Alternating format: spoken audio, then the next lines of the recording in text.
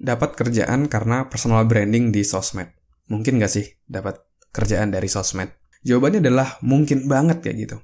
Kenapa? Karena HRD sekarang itu tidak hanya melihat dari biodata yang teman-teman isi atau dari hasil interview aja. Mereka akan melihat dari sosial media, dari Instagram, dari Twitter mungkin, dan lain-lainnya untuk mendapatkan pemahaman lebih lanjut, lebih dalam terkait bagaimana sih teman-teman ini dalam kehidupan sehari-hari sehingga mereka dapat gambaran lebih lanjut. Apakah teman-teman cenderung agresif di internet, mungkin suka komen negatif atau memberikan komentar yang kurang baik, atau justru di sosmed lebih seneng juga untuk terkait sharing hal positif, berbagi banyak hal positif. Nah itu akan terlihat dari sosial media. Dan di zaman digital ini, HR akan melihat calon karyawannya untuk dari sosial medianya. Dari Instagram, Twitter, YouTube mungkin, Facebook, dan lain-lainnya. Karena zaman sekarang juga lagi pandemi kayak gini, beberapa rekrutmen juga dilakukan melalui internet atau online, digital ya. Misalnya teman-teman apply dari LinkedIn atau Jobstreet dan lain-lainnya. Setelah itu tentu HR, kalau zaman sekarang mungkin ada beberapa yang memanggil langsung ke kantor, tapi ada juga beberapa yang oke, kita Zoom meeting. Nah, itu kan kita mulai di era digital kayak gitu.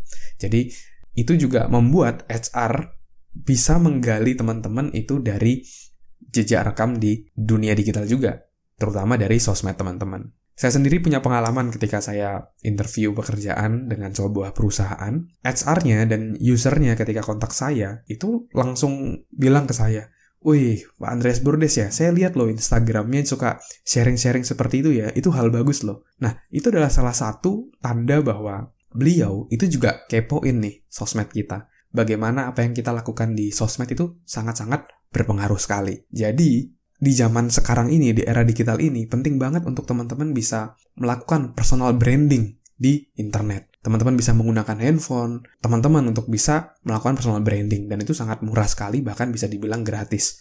Paling cuma pakai kuota aja kayak gitu. Kalau pakai wifi juga teman-teman gratis gitu kan. Nah, lalu sekarang pertanyaannya adalah mungkin, oke, saya mau personal branding di internet. Lalu apa yang harus saya lakukan? Apa yang harus saya share di sosial media saya sehingga bisa menumbuhkan rasa percaya kepada perusahaan ataupun HR ataupun user yang kepoin teman-teman untuk bisa merekrut teman-teman.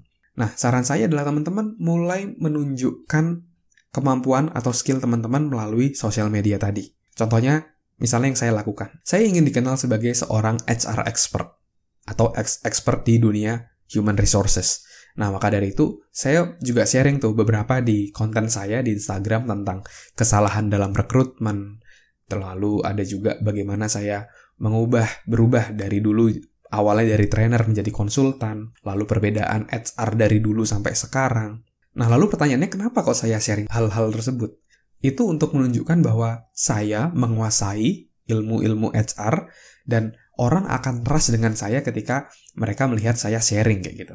Nah, ibaratnya orang, misalnya kalau kita memposisikan diri sebagai user ataupun human resource yang akan merekrut teman-teman, lalu mereka masuk ke sosmed teman-teman, dan ternyata teman-teman rajin sharing sesuai dengan industri atau pekerjaan yang teman-teman mau masuki. Tentu itu akan meningkatkan trust. Karena di sosial media ada satu yang namanya authority ya. Jadi orang yang sering sharing tentang suatu hal, dia akan cenderung dipandang sebagai expert. Dipandang memiliki authority pada bidang tersebut. Nah, saran dari saya teman-teman udah mulai sharing terkait berbagai macam hal terkait dunia teman-teman yang teman-teman mau masuki. Teman-teman juga bisa mulai sharing pengalaman, expertise. Misalnya contoh teman-teman mau masuk ke sebuah dunia visual design. Nah, teman-teman bisa sharing nih tentang, oh saya ada satu project nih di sini, hasilnya seperti apa, bisa diperlihatkan di Instagram secara visual, bagaimana teman hasil desainnya, atau mungkin ada testimoni dari klien sebelumnya, dan lain-lainnya. Jadi kuncinya adalah teman-teman bisa sharing suatu hal yang terkait di bidang atau industri yang teman-teman mau masuki, terkait pekerjaan yang teman-teman mau dapatkan. Nah, teman-teman bisa sharing di sana, sehingga itu akan membentuk personal branding teman-teman. Semakin teman-teman sering sharing dan konsisten, teman-teman akan dipandang, wih ternyata dia expert ya di bidang tersebut. Nah, jadi teman-teman mulai invest di personal branding, mulai meluangkan waktu untuk membuat konten, untuk membentuk personal branding dari teman-teman.